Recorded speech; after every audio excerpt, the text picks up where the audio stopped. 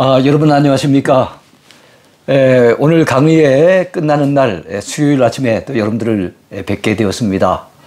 주님께서 매일매일 주시는 말씀의 은혜, 오늘도 우리에게 주실 은혜가 있을 줄로 기대하고 함께 말씀을 나누려고 합니다.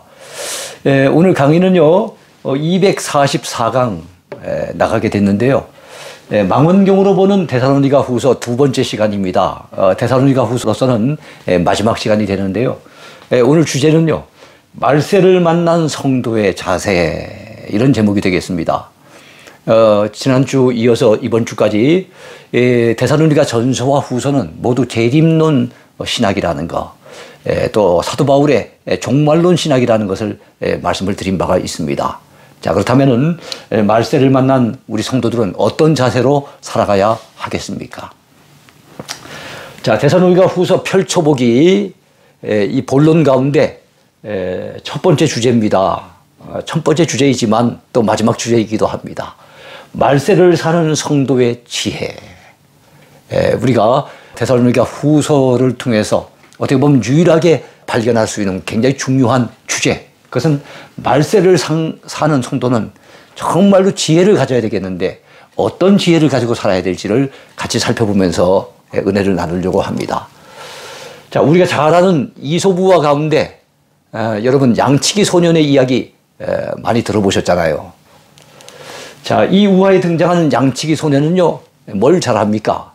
거짓말을 잘하잖아요. 거짓말을.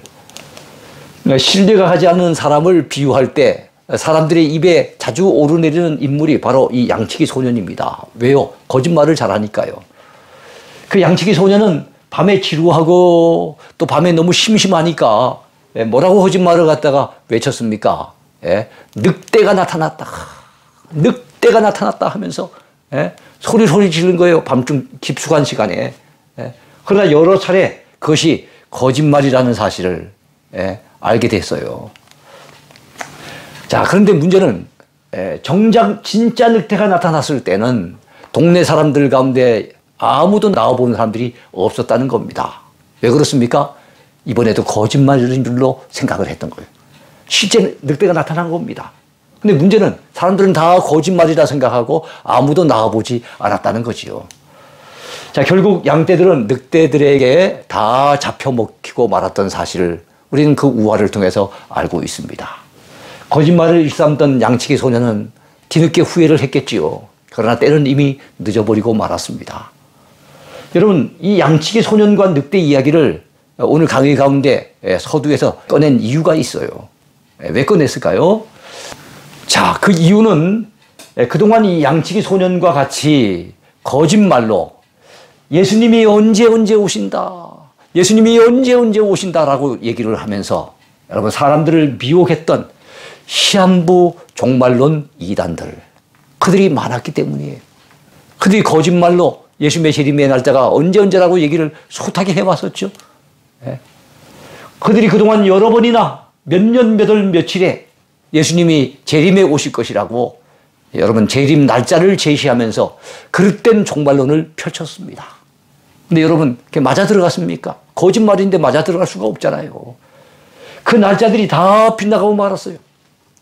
심지어는 예수님께서는 그 재림의 날짜를 아들도 모르고 하늘에 있는 천사들도 모른다고 말씀하셨거든요. 오로지 아버지만 아신다고 했단 말입니다. 예수님도 모르신다고 닫아놓으신 것을 이 땅에 있는 인간들 누가 그 날짜를 알 수가 있겠습니까?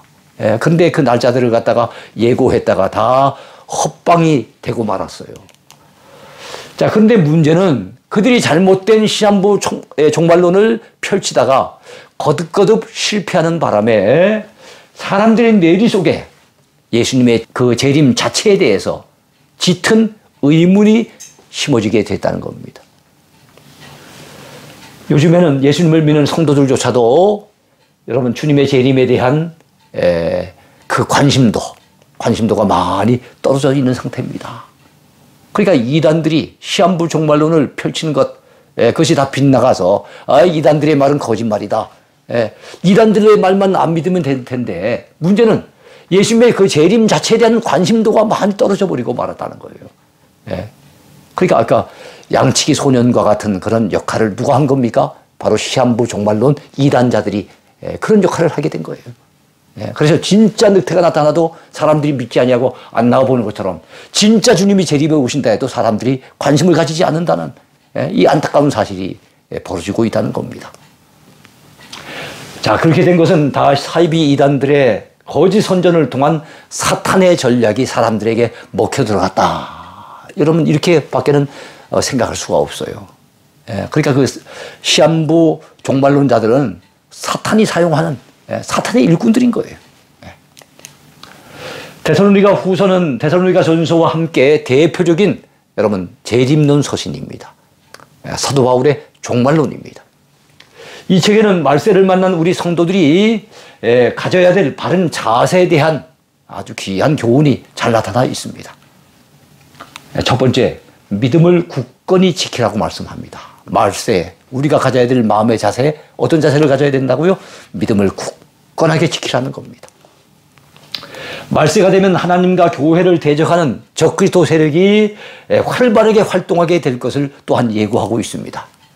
주님께서 재림하시는 시기인 이 말세가 가까이 오면 올수록 성도들은 믿음을 지키기가 더 어려워집니다. 왜 그렇습니까? 그것은 말세에는 하나님과 교회를 대적하는 사탄의 무리들, 즉 그리스도를 대적하는 적그리스도 세력들이 활발하게 활동하기 때문에 과거에도 활동했지만 말세가 되어지면 훨씬 더 극렬하게 활동할 것이기 때문에 말세 믿음을 지킨다는 것이 결코 쉽지 않다는 겁니다. 그들의 활발한 활동과 적극적인 교회 탄압은 이미 예수님께서 여러 차례 예고하신 바가 있었어요. 이 적그리스도 세력은 정치적인 힘을 가지고 교회를 박해하는 그런 악한 자들이에요. 여러분, 그렇다면은 이 적그리스도 세력, 정치적인 세력이 있다면 또 교회를 괴롭히는 또 다른 세력이 있는데 그것이 무엇입니까? 종교적인 미혹 활동을 통해서 하나님의 교회를 넘어뜨리려고 시도하는 이 거짓 선지자들. 이 거짓 선지자들이 여러분 마지막 때가 되어지면 활발하게 나타날 것을 우리 주님은 예고하신 바가 있습니다. 이 거짓 선지자들도 바로 정치적인 힘을 가지고 교회를 박해하려고 하는 적그리스도 세력과 한패라고 보면 됩니다. 교회를 박해하고 미혹하려고 달려드는 이 악한 세력의 배후에는 항상 누가 자리 잡고 있습니까? 간악한 사탄 마귀. 이 사탄 마귀가 자리 잡고 있다는 사실 절대 놓쳐버리면 안 됩니다. 데살로니가 후서 2장 9절에서 10절까지에도 보면요. 악한 자의 나타남은 사탄의 활동을 따라 모든 능력과 표적과 거짓 이적과 자, 이적 중에도 거짓 이적이 있는 거예요. 사람들을 미혹하기 위한 거짓 이적. 그리고 불의의 모든 속임으로 멸망하는 자들에게 있으리니 이는 그들이 진리의 사랑을 받지 아니하여 구원함을 받지 못함이라. 이런 말씀이 있습니다. 여하튼 적그리스도 세력은 이 거짓 선지자들과 함께 말세에 하나님의 교회와 성도들을 대적하는 자들이라고 여러분 그렇게 생각하시면 될 것 같습니다.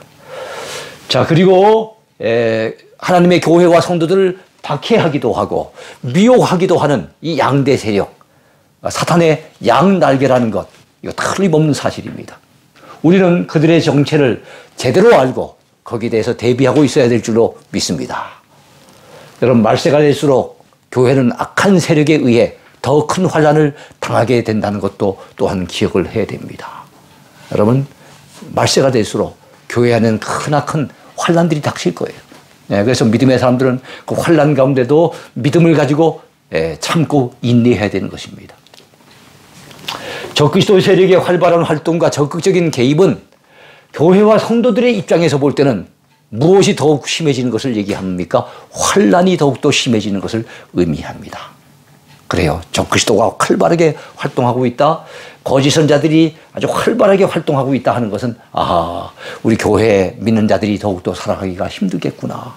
참 믿음 지키기가 참 어렵겠구나. 환난이 더욱더 심해지겠구나 하는 것을 우리는 느낄 수 있는 대목입니다. 자, 이처럼 말세가 되면 우리 믿는 자들에게 여러분 환난이 있을 것을 우리는 미리 알고 그에 대해서 대비하는 거, 이거 굉장히 중요한 일입니다. 초대교회 당시 사도 바울의 서신을 전달받은 이 데살로니가 교회 성도들 역시 우리보다 오래전에 살았던 하나님의 사람들이지만 그들에게도 환난이 참 많았던 것을 우리는 성경을 통해서 알 수가 있습니다. 데살로니가 후서 1장 6절에서 9절까지를 보면요, 우린 그런 사실을 잘 느낄 수가 있는데요. 너희로 환난을 받게 하는 자들에게는 환난으로 갚으시고 환난을 받는 너희에게는 우리와 함께 안식으로 갚으시는 것이 하나님의 공의시니 주 예수께서 자기의 능력의 천사들과 함께 하늘로부터 불꽃 가운데 나타나실 때에 하나님을 모르는 자들과 우리 주 예수의 복음에 복종하지 않는 자들에게 형벌을 내리시리니. 자, 형벌을 내리신대요. 이런 자들은 주의 얼굴과 그의 힘의 영광을 떠나 영원한 멸망의 형벌을 받으리로다. 그렇게 말씀하고 있습니다. 그렇습니다. 안 믿는 자들, 하나님을 대적하는 자들, 우리 믿는 자들을 갖다 환난으로 몰아넣으면서 고통을 안겨주었던 자들이 결과적으로는 하나님 앞에 형벌을 당하게 될 때가 오는데 그 형벌은 바로 영원한 멸망의 형벌이라고 말씀하고 있습니다. 지옥의 형벌이라고 보면 되겠지요. 그때나 지금이나 믿는 자들을 박해하고 괴롭히는 자들은 결국 하나님께서 심판하실 것을 여러분 예고하고 있어요. 이걸 우리가 알아야 됩니다. 환난을 받게 하는 그들에게는 환난으로 갚으시는 것, 그리고 환난 당하는 우리들에게는 안식으로 갚으시는 것이 하나님의 공의가 되심을 우리는 믿어야 합니다. 네. 여러분, 말세를 사는 성도들에게 꼭 필요한 것이 무엇일까요? 여러분, 그것이 인내와 믿음이라는 것을 또한 우리는 배워야 되겠습니다. 말세에 악한 자들에게 악한 영의 권세가 주어져 있다면 여러분, 하나님을 믿는 또는 예수님을 믿는 우리 성도들에게 있어야 할 것은 무엇일까요? 그것은 인내와 믿음입니다. 요한계시록 13장 10절에 보면 그런 말씀이 나와요. 사도 바울은 데살로니가 후서 1장 3절에서 5절까지의 말씀을 통해서 이 데살로니가 교회 성도들을 이렇게 격려하고 있는 것을 볼 수가 있습니다. 형제들아, 우리가 너희를 위하여 항상 하나님께 감사할지니 이것이 당연함은 너희의 믿음이 더욱 자라고 너희가 다 각기 서로 사랑함이 풍성함이니 그러므로 너희가 견디고 있는 모든 박해와 환난 중에서 너희 인내와 믿음으로 말미암아 하나님의 여러 교회에서 우리가 친히 자랑하노라. 여러분, 그 환난 가운데서 데살로니가 교회 성도들은 무엇이 있었습니까? 인내가 있었다는 거예요. 믿음이 있었다는 거예요. 그래서 그 환난을 견뎌내고 있었다는 겁니다. 그래서 사도 바울은 여러 교회 가운데 너희들을 자랑하고 있노라고 그렇게 말씀하고 있습니다. 이런 하나님의 공의로운 심판의 표요, 너희로 하여금 하나님의 나라에 합당한 자로 여김을 받게 하려 함이니 라고 했습니다. 여러분, 환난 가운데도 믿음으로 인내한다면 그것은 바로 하나님 나라에 합당한 자라는 그런 증거입니다. 이거 우리가 놓쳐버리면 안 될 것 같아요. 그 나라를 위하여, 그 나라는 하나님의 나라입니다. 하나님의 나라를 위하여 너희가 또한 고난을 받느니라 그랬습니다. 그렇습니다. 우리가 고난을 당하고 환난을 겪으면서도 우리가 믿음으로 인내하는 것, 그것은 바로 하나님의 나라를 위한 거예요. 하나님 나라에 합당한 사람이라는 그런 증거입니다. 그러므로 힘들고 어려워도 환난 가운데도 특별히 마지막 때에 어려움이 많이 예상되지만 우리는 믿음을 더욱더 키워야 됩니다. 큰 믿음을 가지고 어떤 어려움이 오더라도 우리는 인내할 수 있어야 되겠습니다. 자, 그 당시 사도 바울 당시입니다. 그 당시에 이 데살로니가 교회 성도들은 하나님의 나라를 위하여 고난을 받았습니다. 그러나 그들은 고난 중에도 인내했습니다. 그들의 믿음과 인내에 대해 사도 바울은 주변의 여러 교회들에게 자랑하기도 했던 것입니다. 우리들 역시도 마찬가지겠죠. 하나님의 나라를 위하여 고난을 받을 때가 많습니다. 주님의 이름을 위해서 때때로 우리가 박해를 당합니다. 그렇다면 그 고난을 믿음으로 참고 믿음으로 이겨내고 인내해야 되지 않겠습니까? 그렇게 믿음으로 인내하는 자는 하나님의 나라에 합당한 자로 여김을 받게 된다는 사실 우리가 절대로 놓쳐버리면 안 될 줄 믿습니다. 사도 바울은 데살로니가 후서 2장 16절에서 17절까지의 말씀을 통해서 위로의 메시지를 그들에게 전해주고 있습니다. 그 위로의 메시지가 어떤 내용일까요? 우리 주 예수 그리스도와 우리를 사랑하시고 영원한 위로와 좋은 소망을 주신, 은혜로 주신 하나님 우리 아버지께서 너희 마음을 위로하시고 모든 선한 일과 말에 굳건하게 하시기를 원하노라 그랬습니다. 여러분, 마지막 때 우리가 하나님의 말씀을 통해서 위로를 받고 우리의 믿음이 더욱더 굳건하게 되어야 됩니다. 믿음이 약해지면 안 됩니다. 더욱더 믿음이 굳건해져야 될 줄로 믿습니다. 자, 데살로니가 후서 3장 2절에서 5절 사이에 보면은요, 이 데살로니가 교회 성도들을 향해서 사도 바울이 이렇게 권면해 주는 것을 알 수가 있습니다. 또한 우리를 부당하고 악한 사람들에게서 건지시옵소서 하라. 믿음은 모든 사람의 것이 아니니라. 너희에 대하여는 우리가 명한 것을 너희가 행하고 또 행할 줄을 우리가 주 안에서 확신하노니 주께서 너희 마음을 인도하여 하나님의 사랑과 그리스도의 인내에 들어가게 하시기를 원하노라. 여러분, 우리의 믿음이 더욱더 굳건해져서 우리는 하나님의 사랑과 그리스도의 인내 가운데 들어가야 됩니다. 우리 주님은 십자가까지 참으셨잖아요. 우리에게도 이것까지 참으라고 말씀하셨잖아요. 그래서 우리는 그리스도의 인내에 들어가야 될 줄로 믿습니다. 아무쪼록 우리는 서로 위로하고 격려하면서 이 말세에 우리의 믿음을 더욱더 굳건하게 다져야 될 줄로 분명히 믿습니다. 절대로 선을 행하다가 낙심하지 마십시오. 여러분, 갈라디아서 6장에도 나오는 말씀이지만 데살로니가 후서 3장에도 나오는 말씀이에요. 선을 행하다가 낙심하지 말라고 그렇게 말씀하고 있습니다.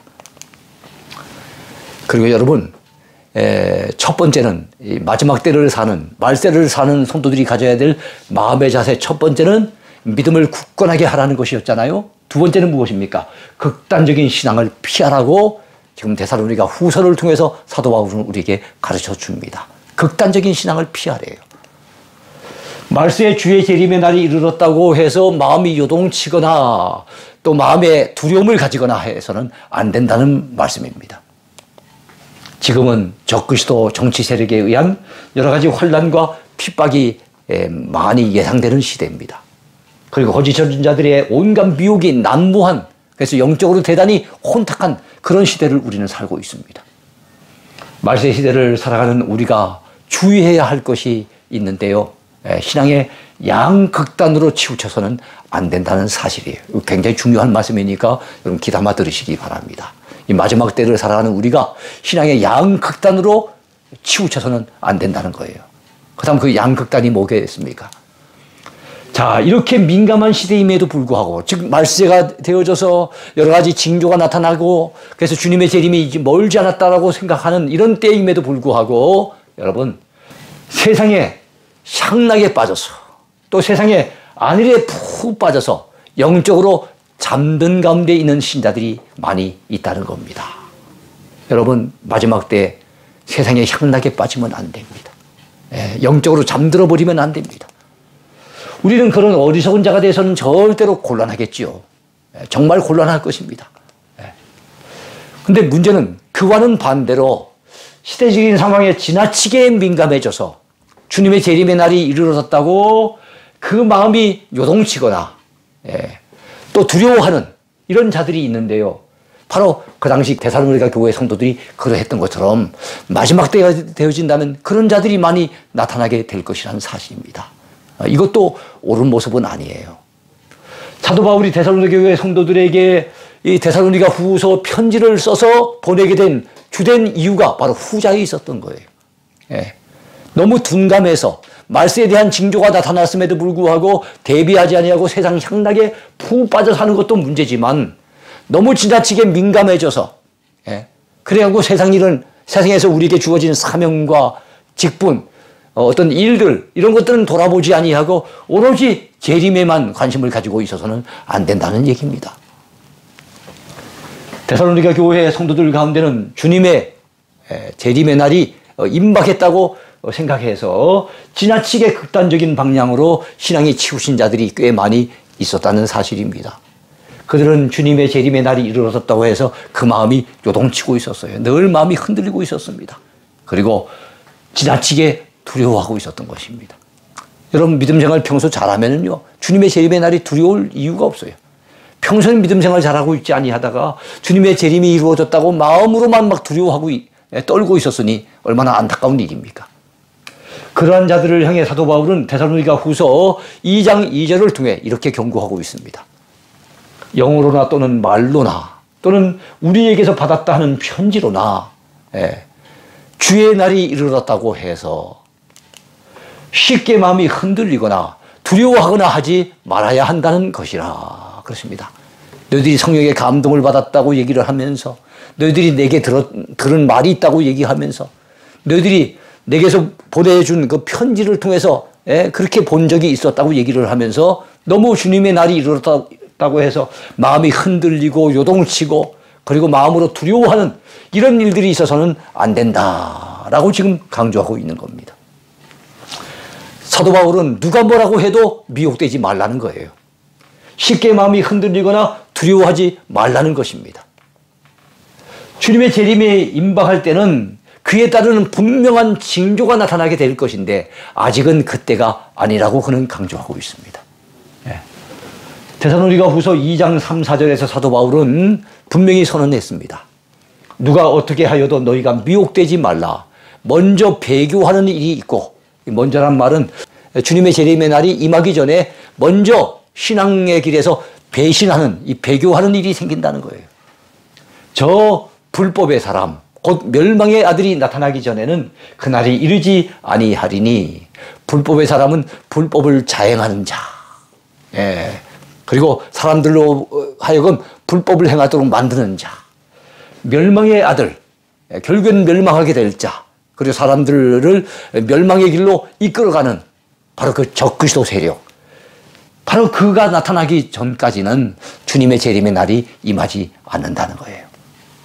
자, 그는 대적하는 자라 신이라고 불리는 모든 것과 숭배함을 받는 것에 대항하여 그 위에 자기를 높이고 하나님의 성전에 앉아서 자기를 하나님이라고 내세우느니라. 여러분, 마지막 때가 되어지면요, 바로 사탄의 앞잡이가 된, 그래서 정치적인 힘을 가지고 교회를 갖다 박해하는 이 적그리스도 세력이 자기 스스로를 하나님이라고 신격화시켜서 높인다는 겁니다. 이런 자가 마지막 때가 된다면 나타나게 된다는 거예요. 이처럼 자기를 신격화시키는 악한 자가 나타나는 말세에는 사탄의 활동에 의해 온갖 미혹의 현상이 나타나게 될 것이라고 예고를 하면서 그러한 미혹에 빠져 멸망하는 자들이 많이 있을 것이라고 사도 바울은 얘기를 합니다. 주님의 재림의 때는 아무도 알 수 없습니다. 그 날짜를 우리는 누구도 예측할 수 없는 겁니다. 그러므로 우리는 주님께서 언제 재림에 오시든지 기쁘게 맞이할 수 있는 믿음의 준비를 잘하고 있어야 그것이 중요한 일이지, 그러한 준비에는 관심이 없고 괜스레 마음만 요동쳐서는 절대로 안 된다는 사실을 우리는 이 데살로니가 후서를 통해서 배우게 되는 거예요. 그렇습니다. 우리 모두 주님의 재림에는 여러분 관심을 가져야 됩니다. 그러나 재림의 날짜에는 관심 가지면 안 돼요. 관심 가진다고 알 수가 없는 거예요. 주님의 재림에는 날짜는 예고되어 있지 않지만 징조가 예고되어 있습니다.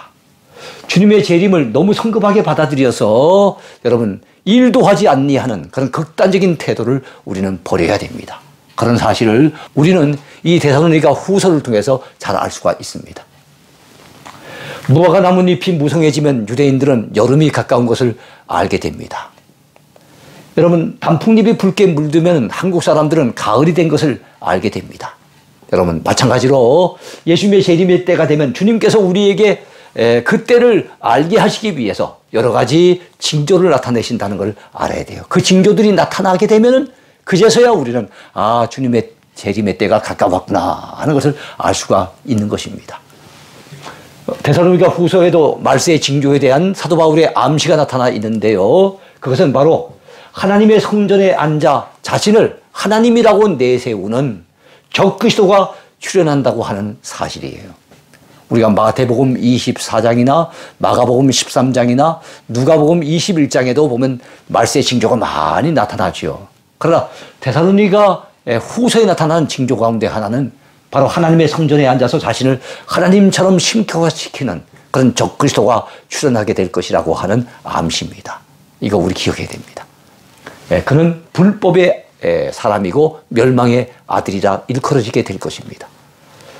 자, 그때가 되어지면 거짓 선자들이 많이 일어나 때로는 능력과 표적과 거짓 기적을 행하면서 사람들을 속여 미혹할 것이라고 했습니다.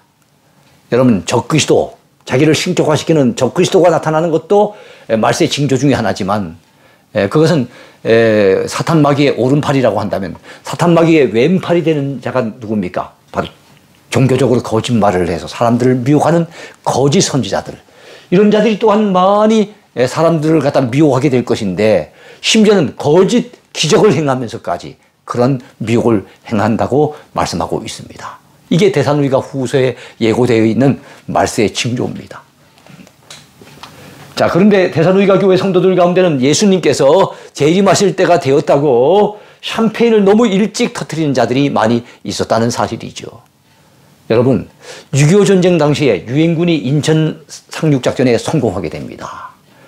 그 소식이, 그 기쁜 소식이 라디오 뉴스를 통해서 전달이 됩니다. 이 뉴스를 듣고 너무 기뻐가지고 태극기를 들고 밖으로 뛰어나와 만세를 부르던 서울 시민들, 우리 생각해 보아야 됩니다. 너무 일찍 뛰쳐나온 거예요.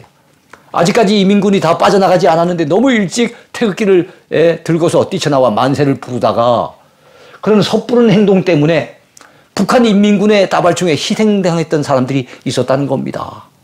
여러분, 너무 일찍 샴페인을 터뜨리면 안 돼요. 예수님의 재림의 때에도 이런 섣부른 행동 조심해야 됩니다. 이런 극단적인 태도 대단히 위험하다는 것을 알아야 됩니다. 그런데 데살로니가 교회 성도들 가운데는 주님께서 곧 재림하실 것인데 이제 내가 일하는 것이 무슨 의미가 있느냐고 생각하는 자들이 있었어요.